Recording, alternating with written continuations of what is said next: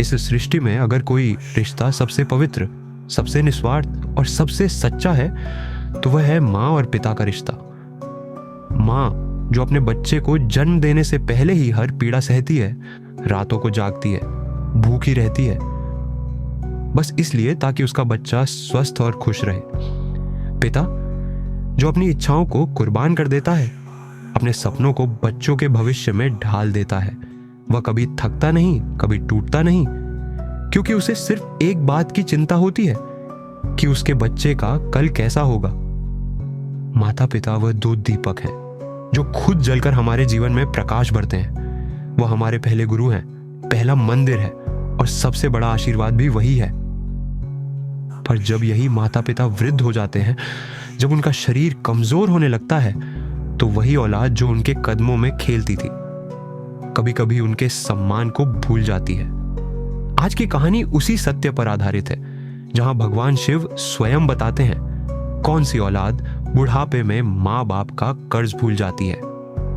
नमस्कार दोस्तों, एक बार फिर तहे दिल से स्वागत है आपका हमारे YouTube चैनल शिव चिंतन कथालय में, जहां आप भगवान शिव से जुड़ी अद्भुत कथाएं और उनके गहन विचारों को सुन सकते हैं। तो अगर आप भी भगवान शिव के सच्चे भक्त हैं तो कमेंट में लिखें हर हर महादेव और वीडियो को लाइक जरूर कर दें। और साथ ही ऐसी ही भगवान शिव से जुड़ी अद्भुत कथाओं को सुनने के लिए हमारे चैनल को सब्सक्राइब करके बेल आइकन जरूर दबा लें, ताकि आपको हर कहानी सबसे पहले मिले। चलिए भक्तों, कहानी को शुरू करते हैं। उससे पहले सभी भक्तों से हाथ जोड़कर विनती है, जब कथा सुनने आ ही गए हैं तो कथा पूरी जरूर सुने, बीच में छोड़कर ना जाए, क्योंकि अधूरी कथा से अधूरा ज्ञान प्राप्त होता है और अधूरा ज्ञान विष के समान होता है। तो चलिए अब शुरू करते हैं। कैलाश पर्वत पर शांत हिमालयी हवा बह रही थी, चांदनी बर्फ पर चमक रही थी। माता पार्वती ध्यान में लीन थीं, पर उनका मन पृथ्वी की ओर खींच गया। उन्होंने देखा एक वृद्ध माँ और पिता, जिनके शरीर झुक चुके थे, अपने बेटे के घर के बाहर खड़े थे। दरवाजे पर उन्होंने दस्तक दी। अंदर से आवाज आई, अभी व्यस्त है, बाद में आइए। माँ की आंखों में आंसू आ गए। पिता ने उसे सांत्वना दी, चलो देवी, शायद बेटा व्यस्त होगा। माता पार्वती की आंखों से भी करुणा झलकने लगी। उन्होंने भगवान शिव से पूछा, स्वामी, यह कैसी औलाद है जिसे इन माता पिता ने जन्म दिया, पाला, बड़ा किया, वही आज उन्हें दरवाजे पर खड़ा रख रही है। भगवान शिव ने शांत स्वर में कहा, देवी, यही संसार का नियम है। मनुष्य तब तक माता पिता को देवता समझता है जब तक उसे उनकी आवश्यकता होती है, पर जब वह स्वार्थ में डूब जाता है तो अपने ही मूल को भूल जाता है। आज मैं तुम्हें एक कथा सुनाता हूं जो दिखाएगी कि कैसी औलाद बुढ़ापे में अपने माता पिता का कर्ज भूल जाती है। एक छोटे से गांव में धनराज नाम का किसान रहता था। उसकी पत्नी गौरी सरल, धार्मिक और दयालु थी। उनके 3 बेटे थे, अमित, सुमित और नितिन। धनराज ने अपने खेतों में दिन रात मेहनत की ताकि बच्चों को अच्छी शिक्षा और जीवन दे सके। गौरी ने हर सुख त्याग कर बच्चों की परवरिश की। कभी बच्चों के लिए खुद भूखी रह जाती, पर उन्हें कभी कमी महसूस नहीं होने देती। समय बीतता गया, बच्चे बड़े हुए, शहरों में पढ़े, नौकरियां मिली और शादी कर ली। माता पिता बूढ़े हो गए। एक दिन धनराज बोले, चलो बड़े बेटे अमित से मिलने चलते हैं, शायद हमें देखकर खुश होगा। दोनों वृद्ध माता पिता छोटे से थैले में कपड़े रखकर शहर पहुंचे। दरवाजा खटखटाया। अमित की पत्नी बोली, कौन है? बेटा, हम तुम्हारे माँ पापा हैं। अमित बाहर आया और बोला, पापा, आप लोग बिना बताए कैसे आ गए? यहां जगह बहुत कम है, बच्चे की पढ़ाई का समय है, थोड़े दिन के लिए लॉज में रुक जाइए। मां ने आंसू पोंछे। पिता ने मुस्कुराकर कहा, ठीक है बेटा, जैसा तुम ठीक समझो। वे दोनों वहां से चुपचाप चले गए। कुछ दिन बाद वे दूसरे बेटे सुमित के पास गए। सुमित ने दरवाजा खोला। अरे माँ, पापा, आप लोग अचानक? मां मुस्कुराई। बेटा, सोचा तुमसे मिल ले। सुमित बोला, माँ, ऑफिस का बहुत तनाव है, यहाँ असुविधा होगी, आप लोग गांव में ही रहो, वहां आराम से रहोगे। पिता ने कहा, ठीक है बेटा, हमें कोई दुख नहीं। फिर वे छोटे बेटे नितिन के पास पहुंचे। नितिन उन्हें देखकर दौड़ पड़ा। माँ, पापा, आप आ गए। यही तो मेरे घर की रोशनी है। माँ की आंखों में आंसू आ गए। नितिन बोला, अब आप लोग यहीं रहेंगे, आपके बिना घर अधूरा है। कुछ महीनों तक सब ठीक चला, लेकिन धीरे धीरे परिस्थितियां बदली। नितिन की नौकरी चली गई और वह चिड़चिड़ा हो गया। एक दिन बोला, माँ पापा, अब खर्चा नहीं चल रहा, आप लोग किसी वृद्धाश्रम में चले जाइए। वे दोनों फिर से दरवाजे के बाहर खड़े थे। माता पार्वती की आंखों से आंसू झरने लगे। स्वामी, कैसी औलादें हैं ये? क्या ऐसा करने वालों को कोई दंड नहीं मिलता? शिव बोले, देवी, संसार में कर्म का नियम सदा अटल है।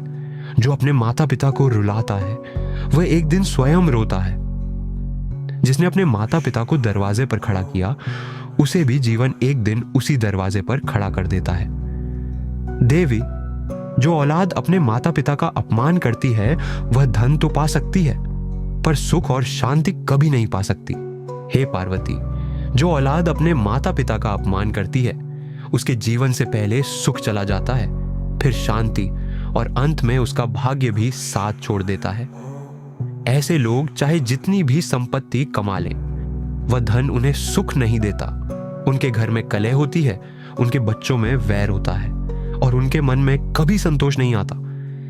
ऐसे व्यक्ति का चेहरा हमेशा चिंता से भरा रहता है, नींद चैन से नहीं आती, और जो भोजन वह करता है वह भी उसे तृप्ति नहीं देता, क्योंकि माता पिता का अपमान करने वाला अपने ही जीवन का प्रकाश बुझा देता है। देवी, याद रखो, माँ बाप के आंसू ब्रह्मांड में सबसे भारी श्राप होते हैं। उनका एक आंसू मनुष्य के 7 जन्मों का पुण्य जला सकता है, और उनके एक मुस्कान से मनुष्य के 7 कुलों का उद्धार हो सकता है। हे पार्वती, जो संतान रोज अपने माँ बाप का चरण स्पर्श करती है वह बिना मांगे सब कुछ पा लेती है, समृद्धि, सफलता और मोक्ष तक। और जो उन्हें दरवाजे पर खड़ा करता है उसका भाग्य भी उसे एक दिन दरवाजे के बाहर खड़ा कर देता है। थोड़ा रुककर भगवान शिव गंभीर स्वर में बोले, माँ बाप की सेवा सबसे बड़ा तीर्थ है, उनकी देखभाल सबसे बड़ी पूजा है, और उनका दिल जीत लेना वही सच्चा मोक्ष है। इसलिए हे मानव, अगर तुम चाहते हो कि तुम्हारे जीवन में सुख, शांति और सफलता बनी रहे, तो अपने माता पिता के चरणों में सिर झुकाओ। उनके चेहरे की मुस्कान ही तुम्हारा सबसे बड़ा आशीर्वाद है।